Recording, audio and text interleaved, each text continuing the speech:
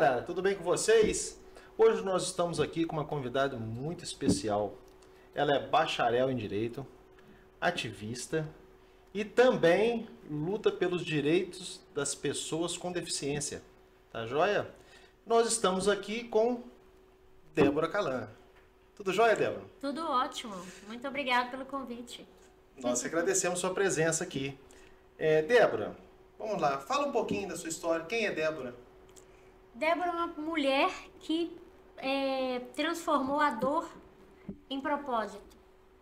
Eu sou uma pessoa com deficiência, sou mãe, sou esposa, sou ativista pela causa das pessoas com deficiência e hoje eu uso a minha história para transformar vidas.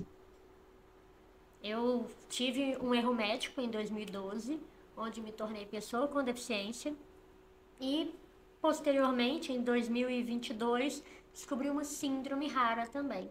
Então, além de ter uma deficiência física, eu também tenho uma deficiência oculta. E hoje eu uso a minha história para ajudar outras pessoas que têm deficiência e que não conseguem um suporte, né, que deveria ter. Certo. Fala um pouquinho pra gente, tem o projeto Empresa Amiga da Inclusão?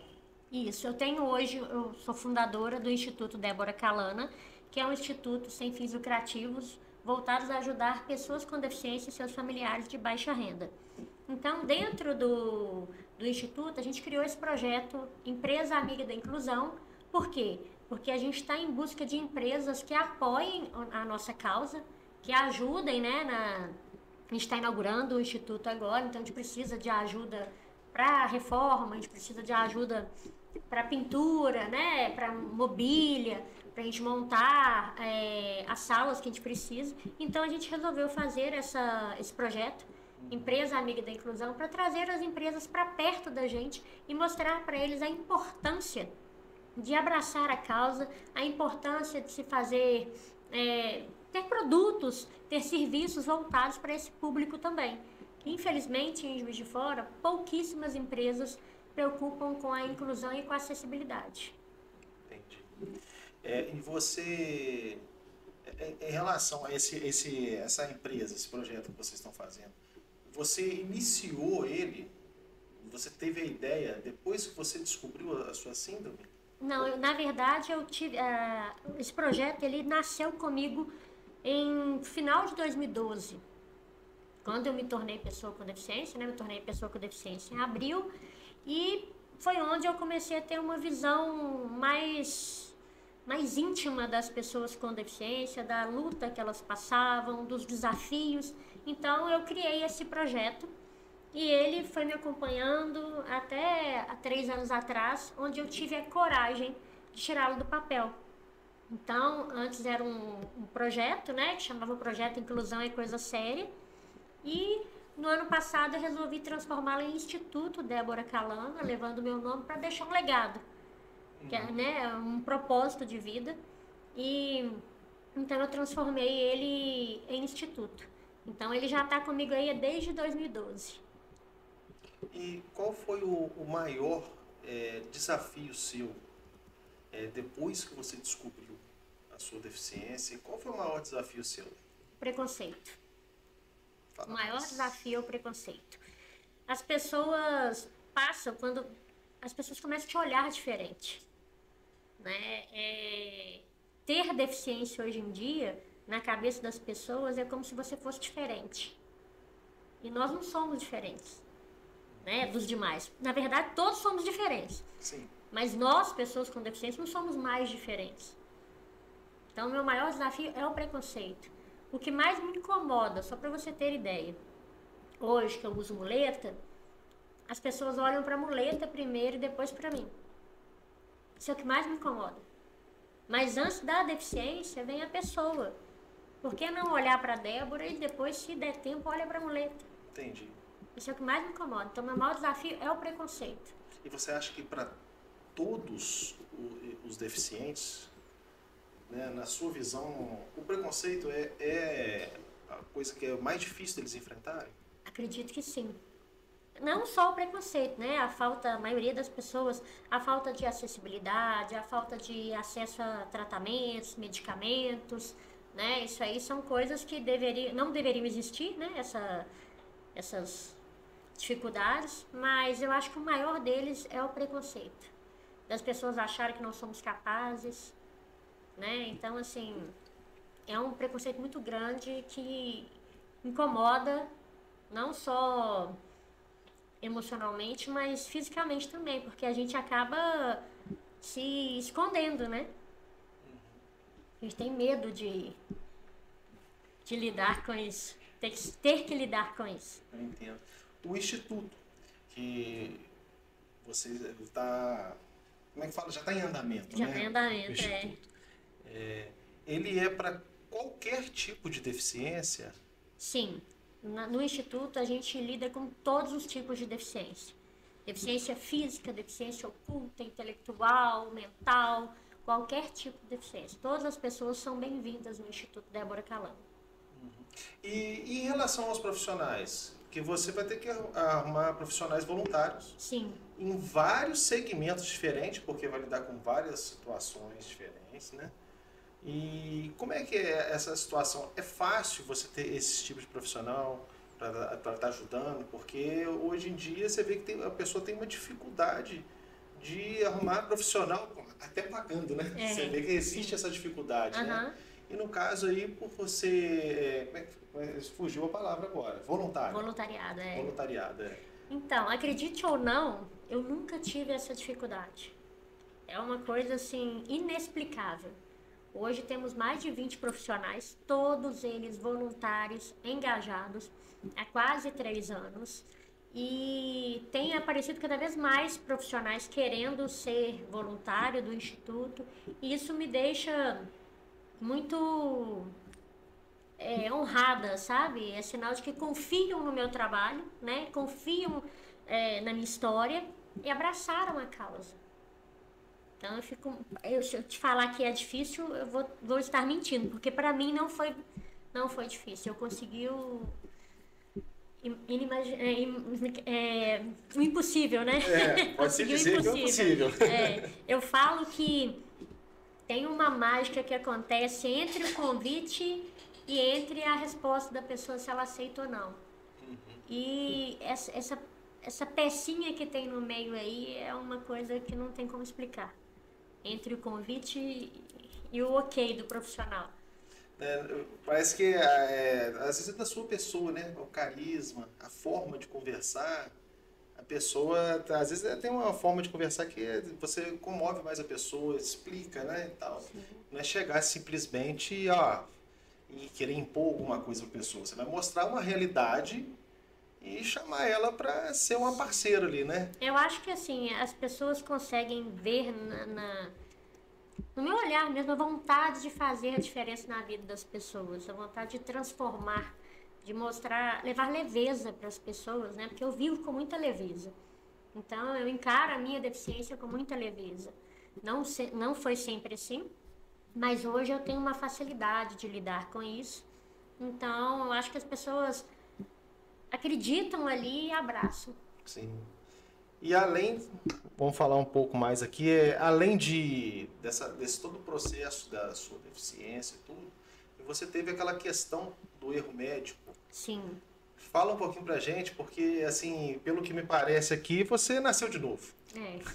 Eu falo que eu sou um milagre, né? Eu sou um milagre vivo. Eu tive em 2012, através de uma cirurgia de vesícula, perfuração intestinal. Eu fiquei 72 horas com fezes no abdômen, cheguei a vomitar fezes. Eu tive peritonite e sepse. Então, eu nasci de novo. Não existe na literatura médica alguém que tenha ficado 72 horas com fezes no abdômen, né? E tenha sobrevivido. Então, hoje, quando as pessoas me perguntam, mas por que você quer tanto ajudar as outras pessoas? Eu não tenho dúvida que é propósito. Deus me usa para ajudar outras pessoas, para transformar vidas. Então, hoje eu entendo que tudo isso que aconteceu lá atrás é porque eu tinha um propósito muito grande. Por que ele me deixou vivo? Né? É verdade. E mesmo depois disso tudo, você ainda formou em Direito. Formei em Direito. Da onde você tirou a cabeça para isso, Débora? Então, eu sempre fui muito ativa, né? Eu brinco que eu sou movida a desafios. E quando eu me tornei pessoa com deficiência, eu fui vendo a dificuldade em se buscar tratamentos, né? Buscar terapias. Então, eu fui conhecer os meus direitos, eu tive curiosidade de buscar quais eram os meus direitos. Então, eu resolvi entrar no curso de Direito para aprender e poder compartilhar essas informações com as pessoas que a maioria, a grande maioria não conhece os seus direitos. E não tem ninguém para falar. Então, nada melhor do que uma pessoa que vive na pele, né, os desafios, as dificuldades, para levar informação de forma leve, né? E foi por isso que eu entrei no curso de Direito. Eu acho bacana. E você pretende fazer a prova da OAB? Pretendo sim. Deus quiser, agora em breve. Mas Débora, deixa eu te falar. É o seguinte, em relação às mídias sociais, como é que você faz a representatividade das pessoas? Eles falam que vou até ver aqui, ó, é PSD, né? PCD. Desculpa. PCD. PCD. Isso, pessoa com deficiência. Pessoa com deficiência, desculpa, eu que li errado aqui. Não, sem problema. E como é que você faz com as suas mídias sociais para alcançar tanto eles ali, para unir vocês todos ali, né? E quanto também para divulgar todo o processo, as ajudas que às vezes as pessoas precisam, até da acessibilidade da cidade, para a pessoa estar vendo, poxa, tem tantas pessoas assim, precisa mais disso. Como é que funciona esse processo todo? Então, eu vou contar uma curiosidade minha. Eu sempre fui muito tímida. Eu era Sério? muito tímida. Eu odiava rede social. Nunca gostei de rede social. Eu tinha porque eu tinha uma filha adolescente, então eu criei pra, entre aspas, vigiar a filha, né? Então eu criei a rede social. Mas quando eu me tornei pessoa com deficiência, quando teve um episódio onde eu comecei a compartilhar, que eu sempre lutei pelas pessoas desde 2012, mas eu não compartilhava na internet. Eu ia ajudando as pessoas ao meu redor, ia fazendo aquele trabalho de formiguinha. Mas quando eu tive, eu coloquei um neuroestimulador, que é um implante muito caro, eu tinha plano de saúde, então eu consegui colocar pelo plano de saúde, mas eu descobri que o SUS era obrigado a pagar o neuroestimulador para as pessoas. Então eu falei, gente, eu preciso começar a postar isso, eu preciso começar a mostrar para as pessoas que elas têm direito ao neuroestimulador também, porque tem pessoas que pararam de andar com o neuroestimulador, voltaram a andar. Então, assim, é algo que poderia ajudar milhões de pessoas. Então eu comecei a divulgar. E a partir do momento que eu comecei a divulgar, eu fui recebendo, né, compartilhava meu dia a dia, eu fui recebendo mensagens de pessoas falando que se inspiravam em mim. E uma em especial me marcou muito, foi onde eu vi que eu estava no caminho certo. Eu recebi mensagem de uma moça de outro estado falando que naquele dia ali ela saiu de casa com a intenção de se matar, de tirar a própria vida, porque ela não aguentava mais sentir dor. E ela vendo o meu relato nas redes sociais, ela falou que através do meu humor, da minha autoestima, do meu jeito de brincalhão, ela simplesmente resolveu não fazer isso. Ela falou, Débora, eu me inspirei em você. Você sentiu dor 24 horas, você relatou, e você é alegre. Então, eu não podia me permitir fazer uma coisa dessas, né? Então, essa pessoa, ela me marcou. Eu falei, gente, a gente acha que a gente não faz diferença na vida das pessoas, mas tem pessoas que eu nem sei quem são, que se inspiram em mim. Do mesmo jeito que eu me inspiro em outras. Sim. Né? Então, a gente é inspiração para as outras pessoas. E quando eu descobri isso, eu falei, não, eu preciso compartilhar mais, eu preciso postar mais, porque acabo interferindo, né, na vida das pessoas. E eu chego também a acreditar que ela, quando ela relatou isso para você, falando que desistiu, né, de cometer um suicídio por causa de você, Sim. A sua satisfação e como isso também te deu mais gás também para poder continuar a sua trajetória aí, né? Com certeza. E mais responsabilidade também, né?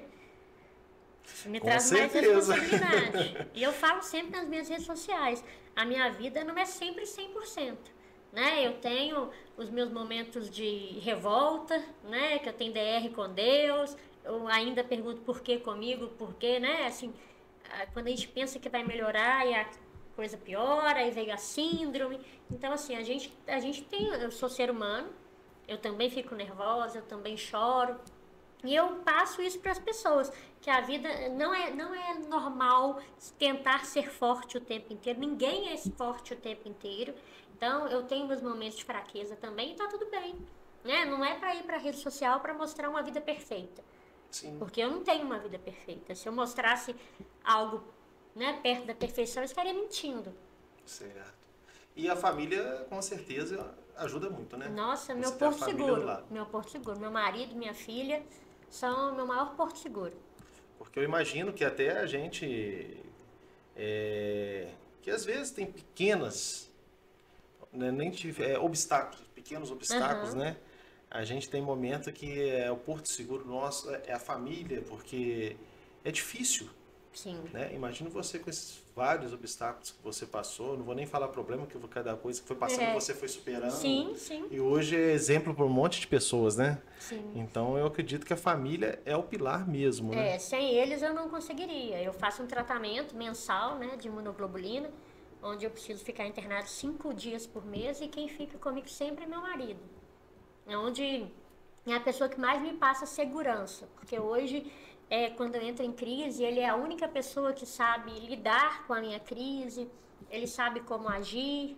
Então, eu falo que ele é minha sombra. Onde eu tô, ele tá junto. E o que mais motiva você continuar essa luta? Saber que eu tô fazendo a diferença na vida das pessoas. Pô, de grão em grão, eu tô podendo transformar algumas vidas. E isso me deixa muito grata mesmo. Isso é muito bacana. E aí você ainda mudando, né, totalmente saindo dessa, desses pequenos, vamos colocar obstáculos, né?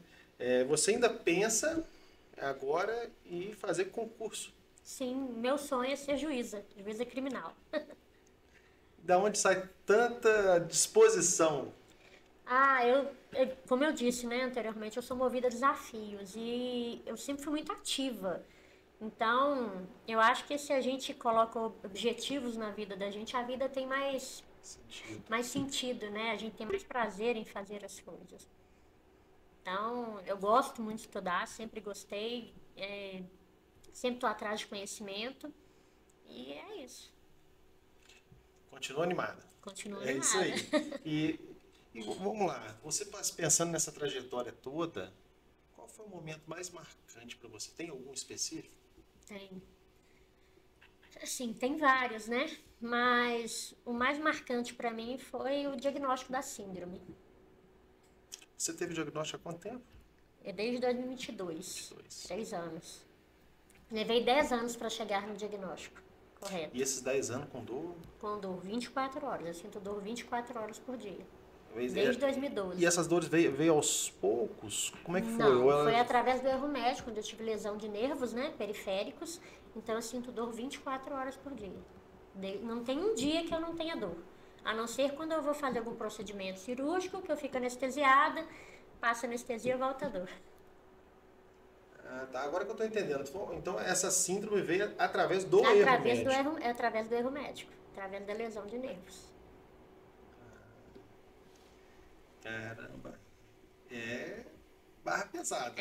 E aí quando eu tive o diagnóstico da síndrome, porque a gente ficou, né, nós ficamos 10 anos tentando entender o porquê meu lado direito também estava paralisando, sendo que os médicos falavam comigo assim, mas não tem como o lado direito estar paralisando se a sua lesão foi do lado esquerdo, né, lesão de nervos.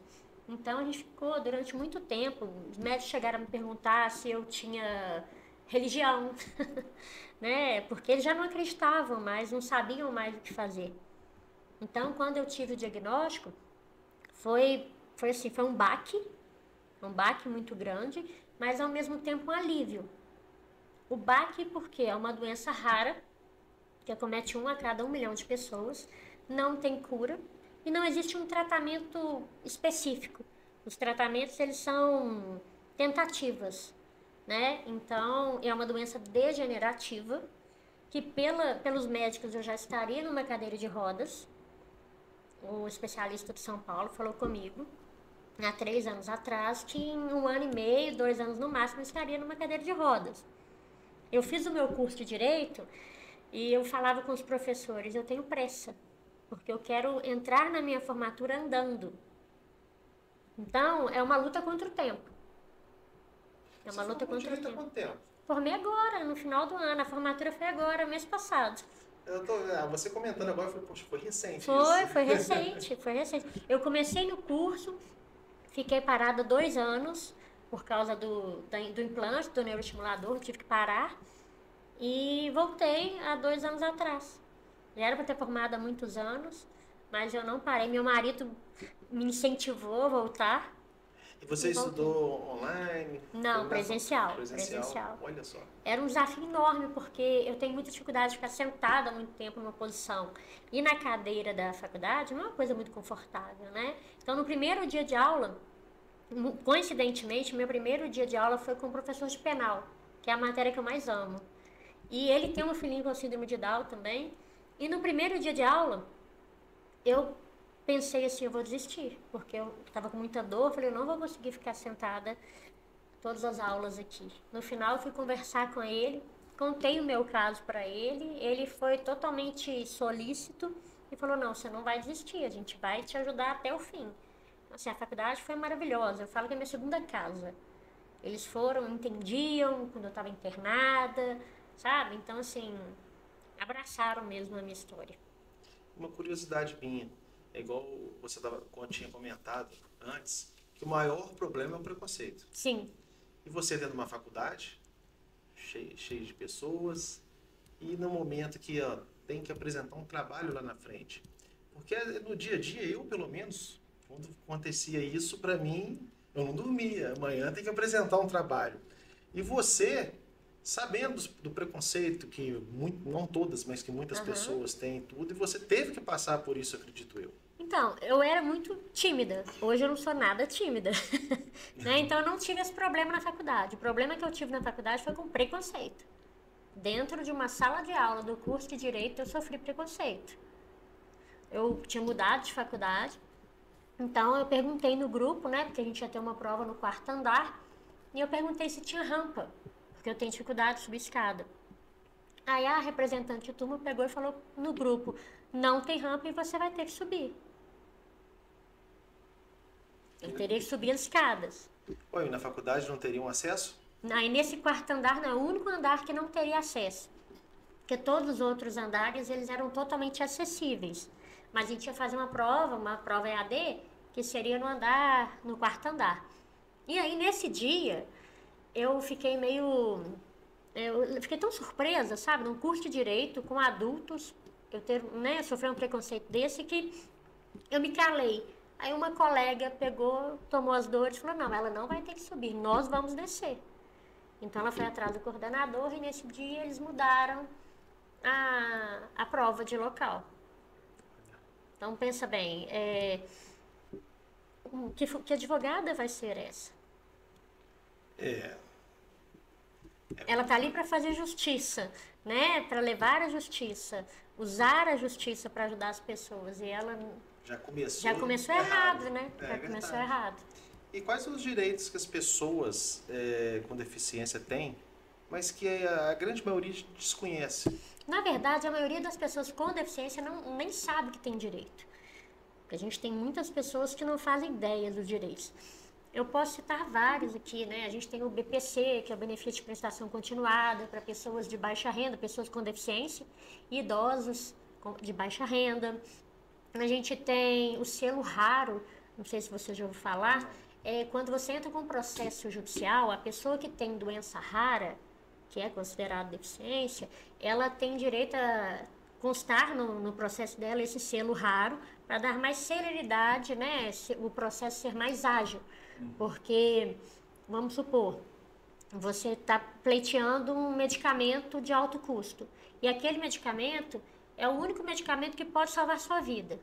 Então, não dá para esperar 2 anos, não dá para esperar 3 anos. Então, criou-se o selo raro para ajudar nessa celeridade, para o processo ser mais rápido. Nós temos isenção de IPI para compra de carros. Em Minas Gerais tem isenção de IPTU, apesar de que a Juiz de Fora não tem, né? Como se não fizesse parte de Minas Gerais. Minas Gerais todo tem, aqui não? Tem, aqui não. Olha. Isenção de IPTU para pessoas com deficiência.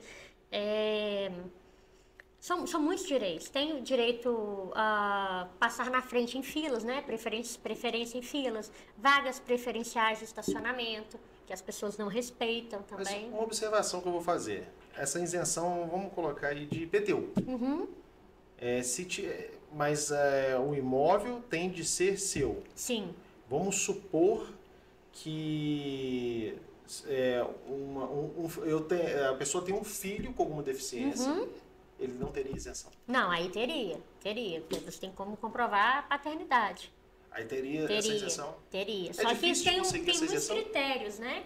Porque você precisa comprovar renda, né? Baixa renda, tem toda uma análise aí. Não é qualquer pessoa que consegue isenção, não. Mas quando é baixa renda, a gente está falando mais ou menos em qual padrão? Em relação a valores? Para você ter ideia, o que é considerado baixa renda hoje para concessão de benefícios para pessoas com deficiência?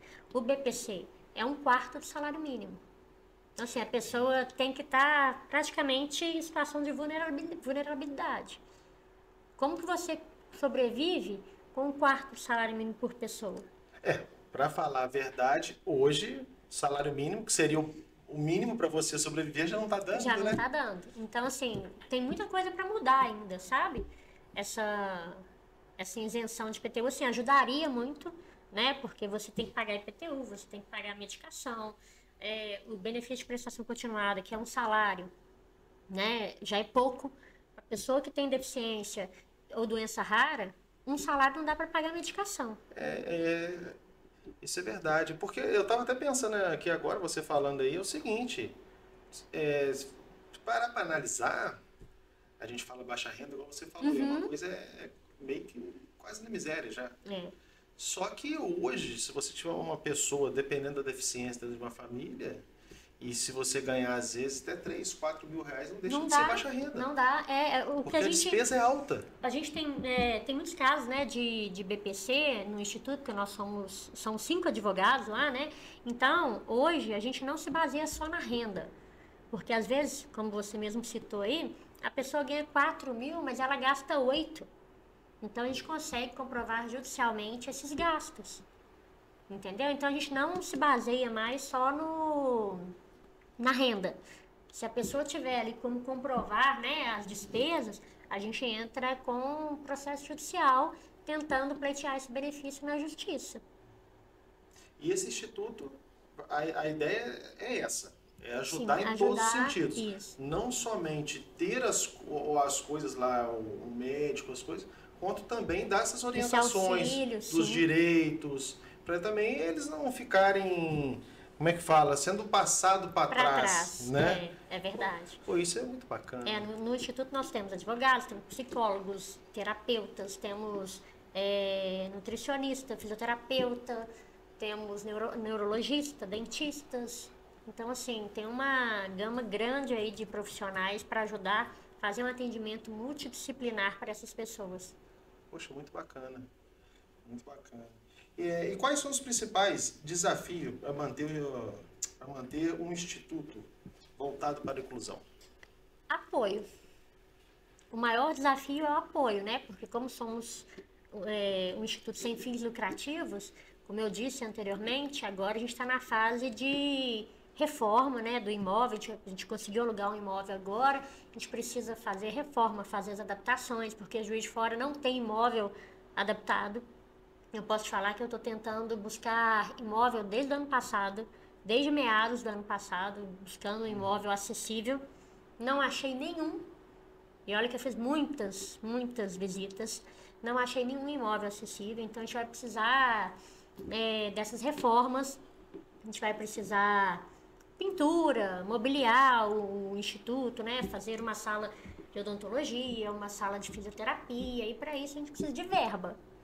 né? Por isso a gente criou também a empresa Amiga da Inclusão, porque as empresas que doarem, né, valores monetários ou mobília ou qualquer outro tipo de acessório, né, para nos ajudar, ela vai receber uma plaquinha de empresa Amiga da Inclusão, e a gente vai passar a divulgar essa empresa e automaticamente as pessoas com deficiência vão começar a enxergar aquela empresa com outros olhos, né? Aquela empresa abraça a minha causa. Então, ela vai passar a ter um público que talvez não teria se não fosse com esse apoio. Então, o maior desafio hoje é conseguir patrocinadores para a gente conseguir inaugurar o Instituto. E tirando a parte, vamos colocar, de ajuda, não sendo em dinheiro, hoje você tem algum canal que você fala o que vocês estão precisando no momento? Vamos supor, preciso de uma cadeira de dentista, né? Vocês têm algum lugar que a pessoa pode estar acessando para ver a necessidade de vocês? Então, como eu disse, a gente alugou a casa essa semana, né? A gente conseguiu o aluguel de uma casa essa semana. E a partir de semana que vem, após o carnaval, a gente vai começar esse mutirão da reforma. Aí sim, a gente vai... nós temos um arquiteto, uma engenheira conosco, fazendo o projeto também dessa casa, que a gente já estava avaliando há um bom tempo. Então, eles vão fazer um projeto para a gente completo, né, do que a gente precisa para a sala de odontologia, o que a gente precisa para a recepção, o que a gente precisa para a sala de fisioterapia, os equipamentos. A gente vai precisar de profissionais que trabalham com drywall, que é aquelas divisórias, né, acústica, porque para fazer um atendimento tem que ter sigilo, então não pode ser uma divisória simples de PVC. Vai precisar de cimento para fazer rampa, a gente vai precisar de tinta para poder pintar o instituto, né? Então, assim, a gente vai precisar de muita coisa. É aquele negócio, né? Vocês estão iniciando do zero. É Isso, a cara e a do coragem, zero. a princípio. É a cara e a coragem, né? Uma parte importante você já conseguiu, que são os colaboradores. Os colaboradores, sim. Né? De prestação de serviço. Sim, sim. Né? E agora, o objetivo agora é botar o Instituto de pé. De pé. Bens materiais, verbas né? também, Precisa, isso, não, com certeza. Né? Porque a gente tem despesas fixas, né? Aluguel, IPTU, seguro-fiança, luz, água, internet, né? A gente tem essas despesas também. Depois você tendo uma relação... É interessante que você nos mande aí pra gente tentar divulgar para vocês também. Com certeza, né? Com certeza. E aonde que vai ser o instituto, local? Então, ele vai ser no Jardim Glória. Jardim Glória. Jardim Glória. A princípio, Jardim Glória. A gente vai divulgar depois do carnaval.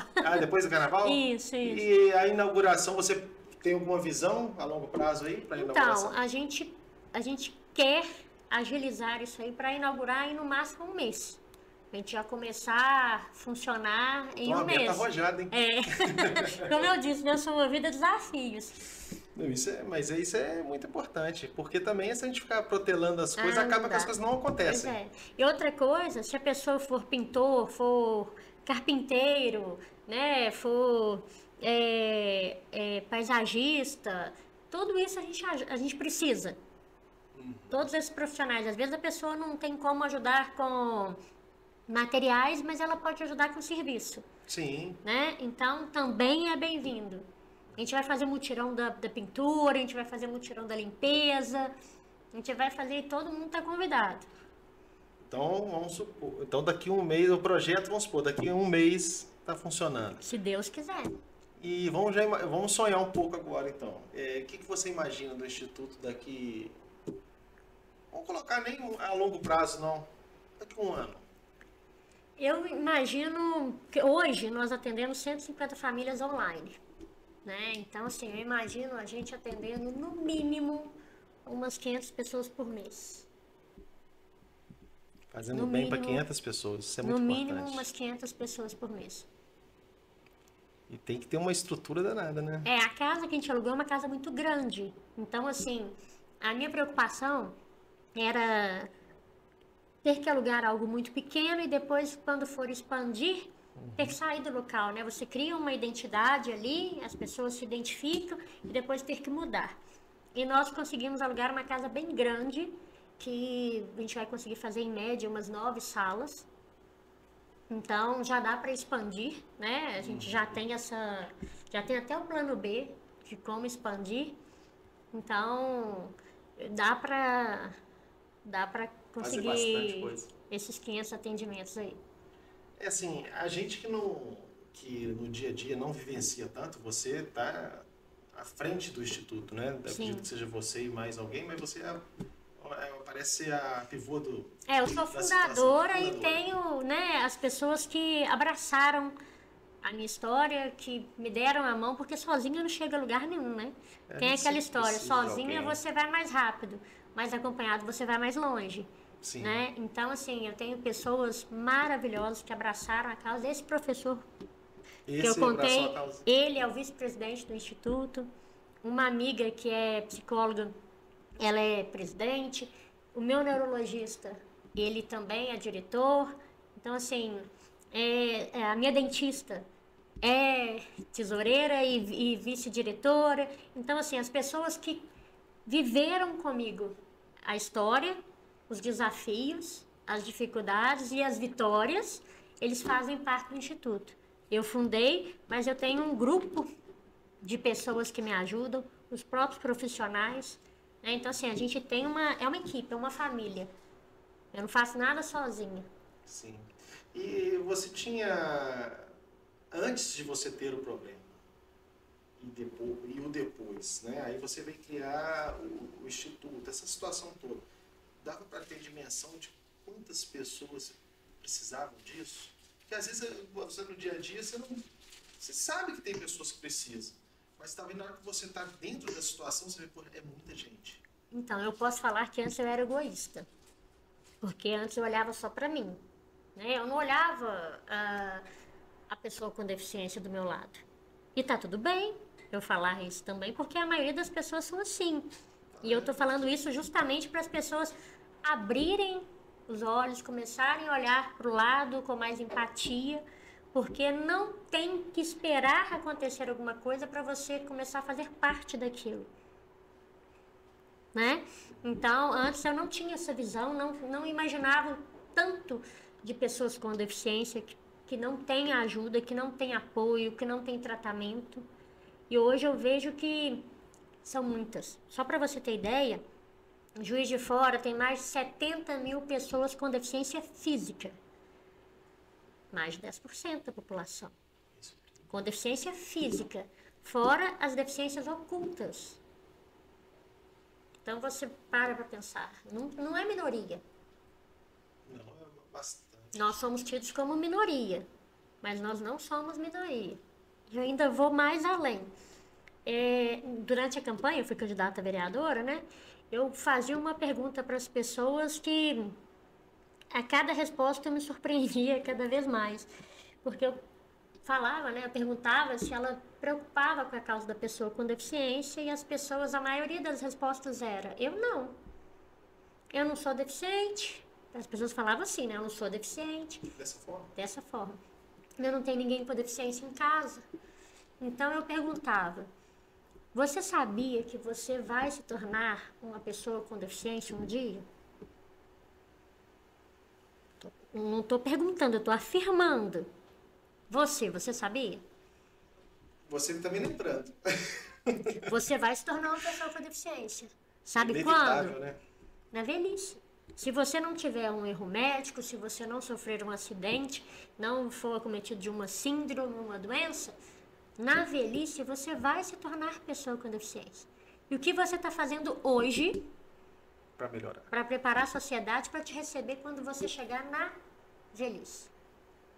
Porque o idoso ele tem redução de mobilidade, audição, visão, tem as comorbidades, né? Parkinson, Alzheimer. Então, todo mundo vai se tornar pessoa com deficiência. Então, a causa das pessoas com deficiência, ela não é minha. Ela não é sua, é de todo mundo. E o que eu preciso fazer é abrir a mente das pessoas para entender isso. Porque a partir do momento que elas entenderem que elas são meio disso, elas fazem parte dessa causa, as coisas mudam, o preconceito acaba. Entendeu? Eu costumo É uma brincadeira que eu faço com o meu filho, que a minha esposa ainda fala assim, para com isso. Eu sempre falo com ele, ó, papai tá fazendo tudo pra você, pra na hora que ele tivesse os 80 anos, você botar ele no sol, Isso, tira do tirar, porque aí sol. eu já não vou aguentar mais não. É, Mas, assim, não que ele tenha essa obrigação, não, né? Não vai ser uma obrigação. Mas se a gente tiver uma vida longa, a sim. probabilidade que isso aconteça é gigante, né? É, porque as pessoas estão indo cada vez mais longe, né? Ah, elas estão ficando. Antigamente, uma pessoa com 50 anos era idosa. É, Hoje, com 50 anos, ela está na flor da idade, né? As pessoas estão alcançando uma idade maior aí, né? Elas estão uma idade mais avançada. As pessoas estão. A qualidade de vida está levando as é. pessoas mais longe. Então, automaticamente, as deficiências virão, né? As comorbidades virão. Não tem como. E é interessante, eu já vi uma pessoa falar comigo uma coisa que é muito interessante. É que sempre teve o sonho de ter dinheiro, né? Porque a gente luta para ter dinheiro, se você puder ter uma condição melhor, o dinheiro te dá uma acessibilidade melhor às coisas, Sim. né? Não te traz felicidade, traz nada, mas acessibilidade, né? E assim, é engraçado que essa pessoa, ela não ficou arqui-milionária nem nada, mas chegou a ter uma situação boa e tal. E alguma coisa incomodava ela. Alguma coisa está faltando. E ele só conseguiu descobrir o que estava faltando quando ele começou a ajudar. Ele falou, pô, eu precisava de fazer o bem para alguém. Aí que ele viu, pô, aí ficou completo, porque só o dinheiro não estava satisfazendo, quer dizer, atingiu o objetivo, tudo direitinho. Mas mesmo assim tinha algo que, né? Então ele descobriu isso, é questão de ajudar o próximo. É, meu marido me chama de Madre Teresa de Calcutá. Ele fala, a gente está 25 anos, 26 anos juntos, né? Ele fala que ele fica impressionado como eu tiro o que eu não tenho para ajudar o próximo. Mas é o que me move.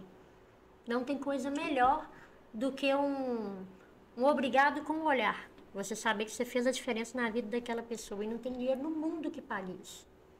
Não tem dinheiro no mundo que pague isso.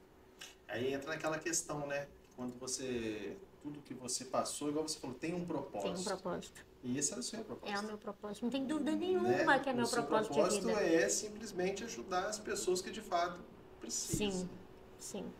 E é o que também te motiva, Que me que motiva. é visível, Com né? certeza. Porque, igual quando você tem um feedback igual da menina lá, por exemplo, aquilo não como você ajudou ela, mas você deve ter saído renovado também. Nossa. Pô, você Eu salvou falei, a vida. eu tô no de caminho longe. certo. E Deus usa a gente de uma forma inexplicável. Né? Eu achava que eu não estava fazendo nada. Eu não estava fazendo nada. E o depoimento dessa menina me marcou para sempre. Para sempre. Eu fui só um instrumento. Quem fez tudo foi Deus, mas eu fui só um instrumento. Como uma menina de tão longe me achou e... Então, assim, não tem explicação. Né? E se abriu ela comigo. Se abriu com você, ela podia ter, poxa, ficado naquela remoendo. Eu tenho salvo a mensagem dela no Instagram até hoje. Foi pelo Instagram. Depois dela vieram outras, né? Mas ela foi a primeira a falar isso. Não é o primeiro caso de pessoa que fala que deixou de estudar porque viu que dava para ser feliz mesmo com uma doença, uma deficiência. Às vezes é só mudar, às vezes a forma de encarar a situação, né? É. Vai ter um pouco mais de dificuldade em algumas coisas, mas é achar o caminho que dê para resolver aquele seu problema. É o que eu falo, né? Igual eu falei, eu sinto dor 24 horas. Imagina se eu ficar mal-humorada, né? Assim, ranzinza, eu acho que a dor vai piorar, né? Então, assim, eu falo que a gente que escolhe como vai ser o dia da gente. Se você já acorda mal-humorada, a tendência do seu dia é ser ruim. Se você acorda, eu tenho o hábito de fazer uma oração todo dia, meia-noite e 6 horas da manhã. Eu agradeço e depois eu começo agradecendo também. Porque se eu começar orando, o meu dia eu tenho certeza que vai ser muito melhor. E à noite eu agradeço. Eu faço uma oração de manhã, coloco os meus desejos, minhas vontades, né? Peço proteção e no final do dia eu venho só agradecer. Você já pensou em fazer dar uma aula um público para você falar sobre isso para essas pessoas? Não, assim, não só essas pessoas, mas as que também hoje não têm e começar a ter mais consciência que hoje. Eu participei ano passado em um evento de uma amiga minha, que inclusive é a presidente do Instituto hoje, a Cristiane Cris Castro, Mentes Brilhantes. Lá eu tive a oportunidade de contar a minha história, um pedacinho, né, da minha história, e muitas pessoas se sentiram tocadas, vieram falar com ela depois, se sentiram tocadas, mas eu nunca pensei em... Porque assim, pra mim é uma coisa muito natural, sabe? Eu falar do que eu vivo é uma coisa muito natural. Eu não tenho essa proporção de como pode Você já está atingir as pessoas. Pois é. Porque o que se tornou natural para você ainda é um passo para muita gente. Você vê aí que vem aquela questão do preconceito, né? Abrir a mente das pessoas aí que a gente está precisando, né? É uma coisa interessante lá no seu instituto, tem essas, como é que fala? Essas pequenas reuniões, ué. Não, vou anotar a ideia, pode ter certeza. E como é que tá o seu projeto aí? Porque agora também você vai fazer a prova da OAB, mudando um pouco. Sim. E pelo que eu estou sabendo, depois você vai querer prestar um concurso? Eu pretendo, depois de 3 anos, né, de prática jurídica, eu pretendo fazer prova para juíza. E aí, como é que faz o tempo para isso tudo? Tempo para estudar, tempo para a família, tempo para o instituto? Eu tenho muita dificuldade de dormir, né? Então eu uso um uma parte da madrugada madrugada aí também. E quando a gente faz o que a gente gosta, a gente acha tempo. Né? A questão do instituto, a minha família está totalmente engajada, meus pais, meu marido, minha filha, a minha irmã, meu cunhado, está todo mundo muito engajado. Então não é um trabalho. Todo mundo trabalha junto, né? Todo mundo participa. Então, enquanto eu estou lidando com o Instituto, eu estou com uma família próxima também. Então, dá para conciliar as coisas. E acaba também que você tem uma equipe, né? Sim, a gente faz tudo em conjunto, né? Não fica sobrecarregado para ninguém. Bacana. Isso é muito bacana. Pô, eu tava com uma pergunta que agora fugiu. Nossa senhora. Assim fugiu mesmo. Eu tava com uma pergunta e essa eu preciso fazer. Vai lembrar daqui a pouquinho. Em relação ao espaço que você vai ter lá e tudo, você acha que lá você vai conseguir atender mais ou menos quantas pessoas por dia? Como é que você vai estipular assim, a deficiência em si, o profissional? Lá o que acontece? Como são voluntários, quem estipula dia e horário são eles, né? Por exemplo, você é advogado. Você vai virar para mim e falar, Débora, toda segunda-feira eu vou ficar aqui de tal hora a tal hora. Então, as demandas jurídicas para você, eu vou marcar sempre no dia e horário que você pode. Entendeu? Então, assim, essa demanda, a gente já fez um cronograma, a gente tem uma planilha de quantas pessoas cada profissional vai poder atender por dia, né? Porque as pessoas precisam ganhar dinheiro também. Então, elas têm outros trabalhos. Elas vão se voluntariar uma vez por semana. Então, por isso a importância de ter vários profissionais atendendo. Por exemplo, eu vou ter dia que eu vou ter 4 psicólogos atendendo lá dentro. Entendeu? Então, assim, eu não posso ter um fisioterapeuta. Eu tenho que ter vários. Porque a intenção é, todo dia da semana, ter um fisioterapeuta. Não necessariamente o mesmo. Todo dia vai ter atendimento? Todo dia. De segunda, a gente está até pensando a sábado para fazer, a gente tem ideias de fazer o acolhimento das famílias, né?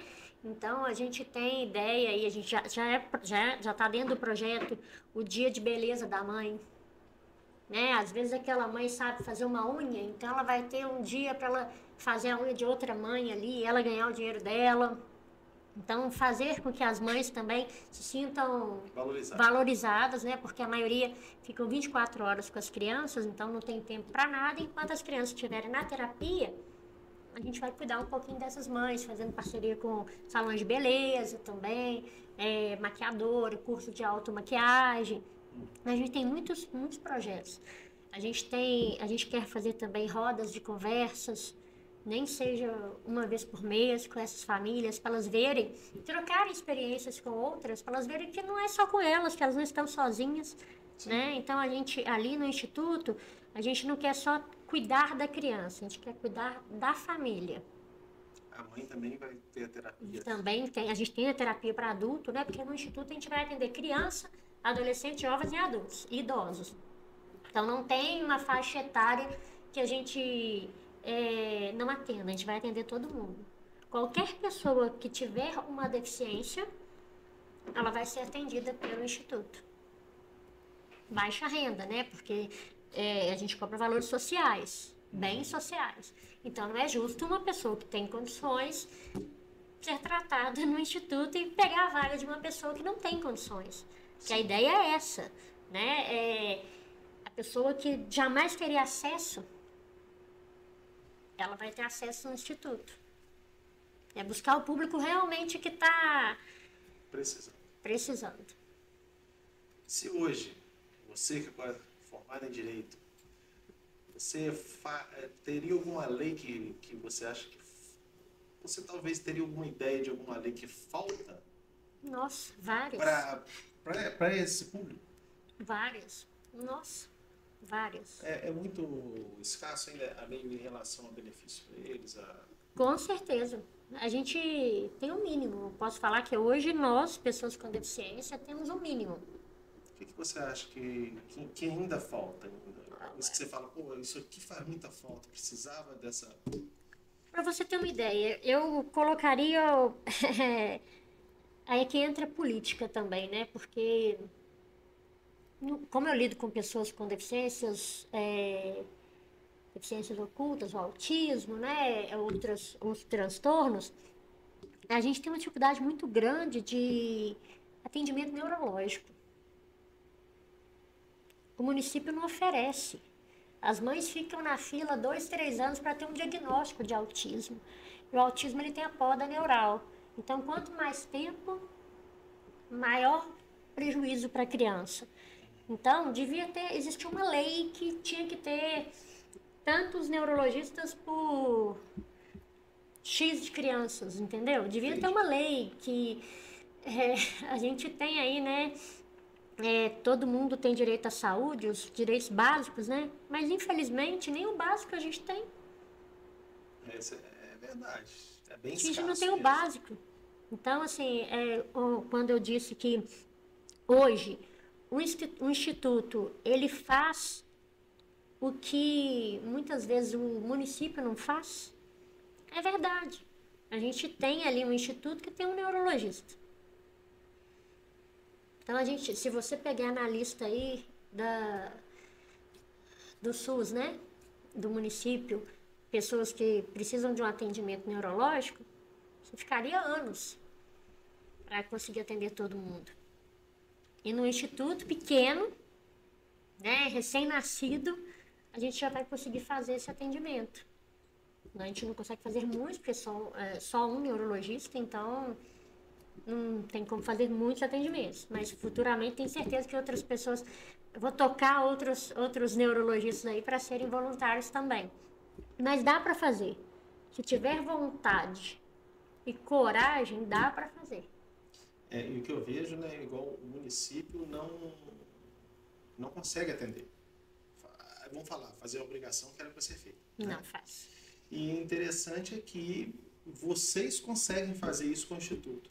Então, o mínimo que eu acho que o município poderia fazer é apoiar o Instituto. É apoiar o Instituto. Sim. Porque, queira ou não, está tirando um peso das costas do município. Vocês estão simplesmente... A ideia é essa. A ideia é ter, né, a prefeitura como um apoiador, né, os vereadores também destinarem verbas para o Instituto.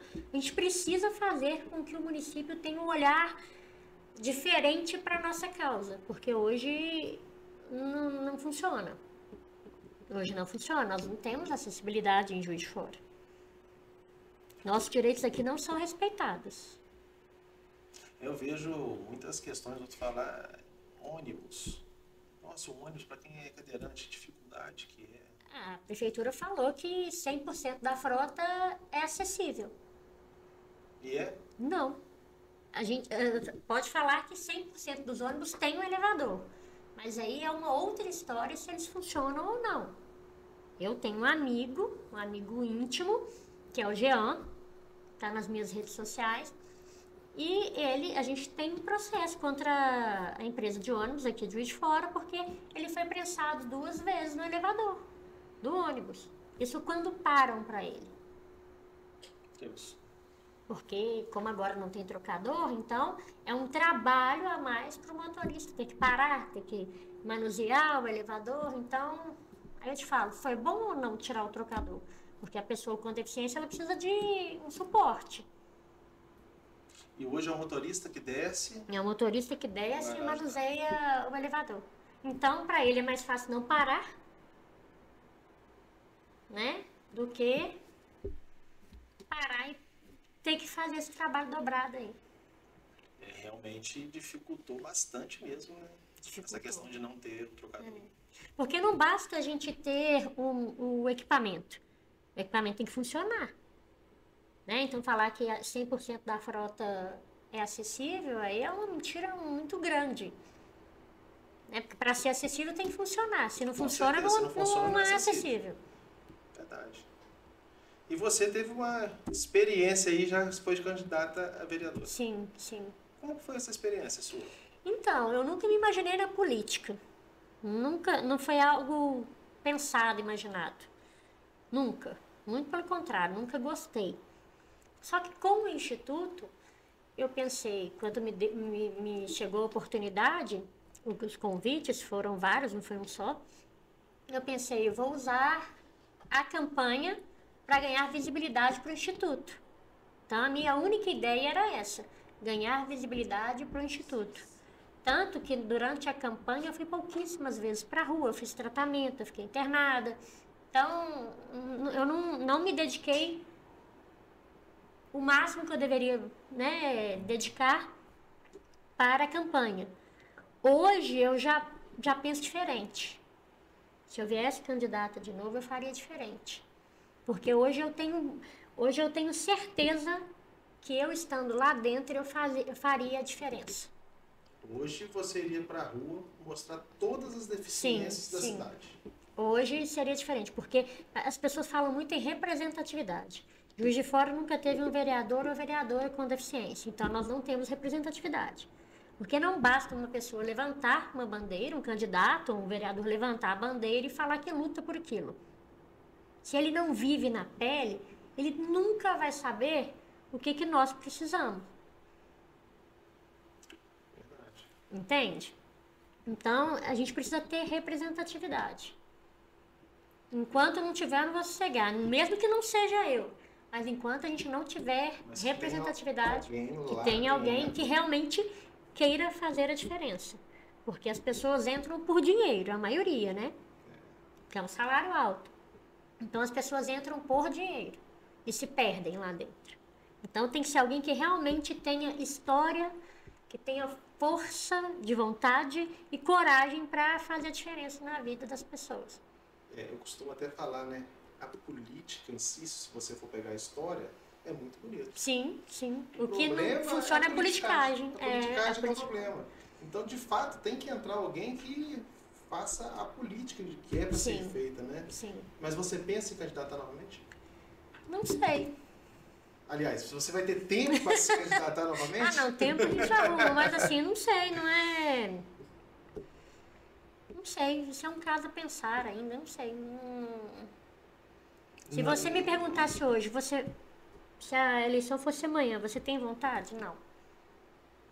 Hoje você já pensa em dedicação total ao instituto. E a sua vida pessoal, isso, com a sua faculdade, as suas coisas. É porque a política, infelizmente, como a gente disse, né? A politicagem, ela é uma coisa horrorosa. Eu vi muita coisa errada durante a campanha, então, assim, coisas que eu imaginava que eu passei a ter certeza. Então, não sei se é naquele lugar ali que eu quero estar. Isso é um grande problema, porque a gente se decepciona muito, né? Às vezes eu consigo fazer mais aqui fora do que lá dentro. Às vezes a gente entra num gás danado e fala, nossa, aqui, ó, agora eu sou... Eu tenho tal cargo, então eu vou brigar por isso, isso e aquilo. Mas se o município não abraça a causa, você não consegue fazer nada. E você vê que você é apenas mais uma peça no tabuleiro ali, que se você não conseguir uma maioria, nada vai acontecer. É muito triste saber disso. É triste demais, é triste demais. Mas Eu acredito que as coisas vão melhorar com ideias igual a sua, que outras pessoas possam apoiar, que as empresas comecem a procurar vocês e que seja com verba, que seja com qualquer coisa, que Sim. qualquer coisa vai ser bem-vinda. Vai, né, com certeza. Toda ajuda é bem-vinda. né? Para quem não tem nada, qualquer coisa ajuda. Nós vamos fazer umas perguntas ping-pong aqui com resposta rápida e depois você vai deixar suas redes sociais e deixar algum comentário para as pessoas, você pode ficar à vontade. Tá, Tá? joia. Então vamos lá. Uma pessoa que te inspira. Ayrton Senna. Uma frase ou lema que te guia. Não pare. Tem pessoas que se inspiram em você. O que você mudaria na sociedade se pudesse? O preconceito. A falta de empatia. Um conselho para quem enfrenta desafios semelhantes aos seus? Não desista. O que você diria para a Débora de 2012 se pudesse voltar no tempo? Você é mais forte do que você imagina. Um sonho que ainda quer realizar? A expansão do Instituto Débora Calana. Um livro que marcou sua vida? Tem um livro aqui que chama O Poder do Agora. Ele fala sobre resiliência, sobre fazer diferença, né, todos os dias. É o que eu falei, né? É ping-pong, mas Pode ir. como eu falei anteriormente, a gente que decide como vai ser o dia da gente. Então, esse livro ele é justamente sobre isso. Sobre o poder de transformar a sua vida, todos os dias. Um filme ou série que te inspira? Passou, inclusive, ontem na Globo, e é um filme bem antigo, mas que mexe muito comigo. Se chama Milagres do Destino. Onde uma jornalista ela teve câncer e ela usou a influência dela para ajudar outras pessoas com doação de medula. Então, me inspira muito. Um momento inesquecível da sua jornada? O diagnóstico da síndrome. Um desafio que você superou e te marcou? O desafio foi a criação do Instituto, porque foram anos, né? Pensando e eu tive a coragem de tirar do papel. Muito bacana. Débora, pode deixar suas redes sociais aí, tá?